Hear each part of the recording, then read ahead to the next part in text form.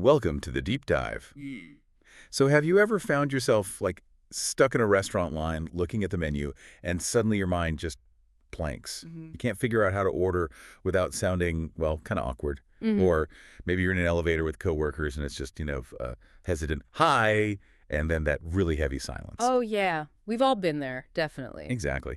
And today, we're going to dive deep into some really practical solutions for those moments. Good. Our mission for this deep dive is basically to tackle two key real-world English skills: ordering food confidently Social. and handling small talk at work. They seem simple, right? But trust me, mastering these is fundamental. It unlocks fluency, connection, real confidence in English. Yeah, it's not just about the phrases themselves. Right. We're Yeah. giving you the why behind them, those psychological bits you can use, and the strategies to turn awkward moments into, well, actual connections. And I think that's really the core of this whole deep dive, isn't it? It's this idea that learning English isn't just about, collecting words or nailing grammar rules. It's really about learning how to live in the language.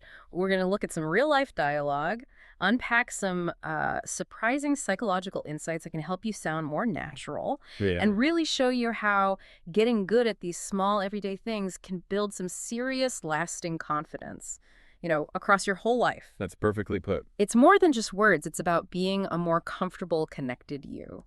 Okay, so let's unpack that first one. Ordering food like a native speaker.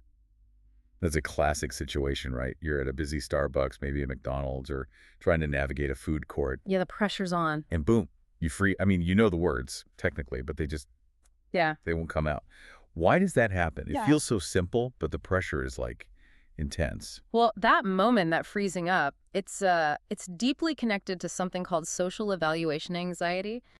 Basically, it's the fear of being judged negatively, and it gets amplified in public high-pressure spots like a busy cafe line.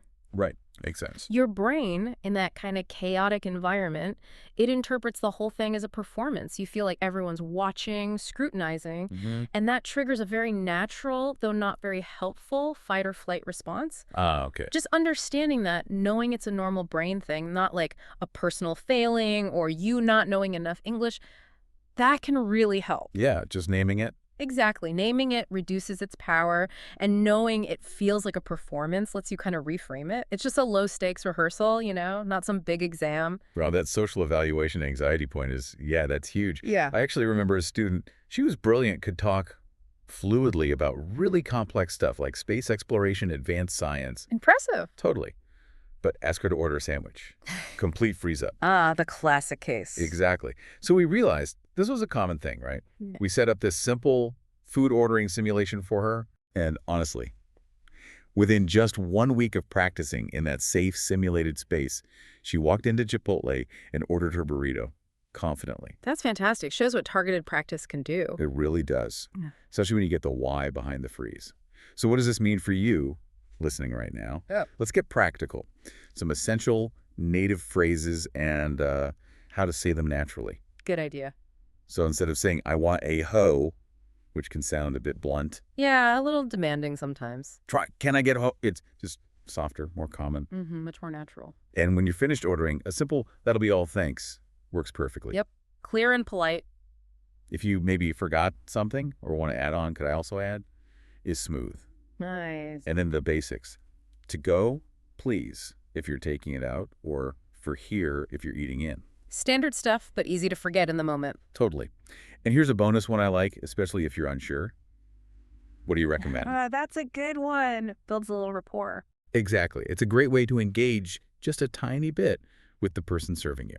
And, building on that idea of sounding truly native, a key thing is how English speakers often shorten and combine words, almost without thinking about it, especially when things are casual. Oh, yeah, definitely. Like you'll hear, let me get, way more often than let me get, or gonna have instead of going to have. Right. It's not about being sloppy. It's just efficient everyday speech. Using those can make you sound much more natural. Absolutely. But that does bring up a point, doesn't it? How do you balance sounding natural like that with, say, needing to be more professional, like at a business lunch? That's a really, really important distinction. Context is key, right? Totally. So it was perfectly fine at the food court counter, but you'd probably stick with the full can I get in a nicer restaurant or if you're with a client. Makes sense. Adjust based on the situation. Exactly. But for these everyday spots we're talking about, Hmm. those contractions, those shortened forms, they're definitely your friends. And one last bonus tip here about cultural fluency, particularly in North America. Subtle politeness is, well, it's huge. It really is, yeah. A genuine smile, a quick please, a thank you, making a bit of eye contact. These little things go such a long way. They make you sound not just grammatically correct, but, comfortable, considerate. Shows you get the social cues. Totally. Yeah. I remember once I was in a rush ordering coffee, and I completely forgot to say please. The barista just kind of stared at me blankly. Oh. Yeah, it was a clear signal like, hey, you missed something important here, even though the words themselves were right. It was the lack of politeness. Wow. Yeah, those little things matter. Okay, so let's shift gears. Let's transition to that second crucial skill. Small talk. Specifically at the office. Ah, yes. The dreaded small talk for some. Right. It often gets dismissed as like meaningless chat or something you just have to endure. Mm-hmm. But I really want to challenge that idea right now. Okay. Small talk isn't meaningless at all. I'd argue it's actually the quiet, powerful glue holding workplace trust together. That's a strong way to put it. The glue of workplace trust. I like that. And there's science behind it, right? What's happening in our brains during small talk that builds that trust, that psychological safety you mentioned. Exactly. Because studies, I think from Harvard even, have shown that these casual chats, by the coffee machine, in the hallway, they are what create that feeling of psychological safety at work. Yeah. And that safety, it's absolutely critical for good collaboration, for teamwork, and honestly for your own career success down the line. It really underpins everything. It does. It kind of reinforces that philosophical idea that language isn't just about transmitting information. It's fundamentally about connecting. Connecting, yeah. Small talk is like the bridge, taking someone from being just a stranger or a colleague to maybe an ally. Yeah. And it's built on these moments that seem so insignificant. Okay, so we know it's important. It builds trust, creates safety. But how do you actually start these conversations without feeling, forced or awkward? Yeah, the initiation part. Let's give some common English starters, things you can actually use in the workplace. How was your weekend? That's always a safe bet, The right? classic Monday morning go-to. Totally. Or, if you know they like sports, did you see the game last night? Good if you know their interests. Crazy weather today, huh? That's pretty universal. Works almost anywhere. Always a safe fallback. Or just a simple, big day ahead. Kind of acknowledges their workload. Shows you're aware.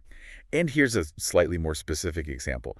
You could try something like, hey, Sarah, hope that meeting went okay yesterday. Got anything exciting coming up today? Ah, I like that. It's personal, but not too personal. Exactly. Not intrusive. And it opens the door for a real exchange, not just fine, thanks. I've found asking about something specific, something they did, makes it feel much more genuine than just a generic, how are you? That's a really great tactic. And there's a fascinating scientific angle to this too. Oh, yeah. Small talk isn't just about being polite or building connections. It actually triggers a release of dopamine in our brains. Really? Dopamine? Yeah. It builds positive anticipation, especially in workspaces that can feel a bit routine sometimes. Dopamine is our brain's reward chemical, right? Right. So when you have these positive, low-stress social interactions like good small talk, your brain gives you a little hit of it. You associate that good feeling with the chat. Huh. So small talk literally makes people feel good. Basically, yeah. Knowing that kind of empowers you, doesn't it? It turns it from feeling like an obligation into something more like an act of generosity. You're giving them and yourself a little mood boost. I love that framing, an act of generosity. That makes it much easier to initiate thinking of it that way. Exactly. Changes the whole mindset. Okay, so starting is important. The mindset helps. But just as crucial is knowing how to smoothly end the chat, especially in a busy office. You don't want to leave things hanging awkwardly. Yeah, the graceful exit. Very important skill. Right, so you need some natural conversation closers. Things like, all right, well, I'll let you get back to it. Perfect. Respectful of their time. Or a simple catch you later. Casual, friendly. Or just talk soon. Yep, all good options. And here's a really practical tip. Try recording yourself. Just practice, say, 3 lines of small talk each morning into your phone. Oh, interesting. Like a mini rehearsal. Exactly. You'll honestly be amazed how much smoother and more natural you feel after just a few days. It's about building that muscle memory, that comfort level. Makes sense. Practice makes perfect, or at least more comfortable. So let's kind of pull all these threads together now. What we've been talking about really shows that fluency, true fluency.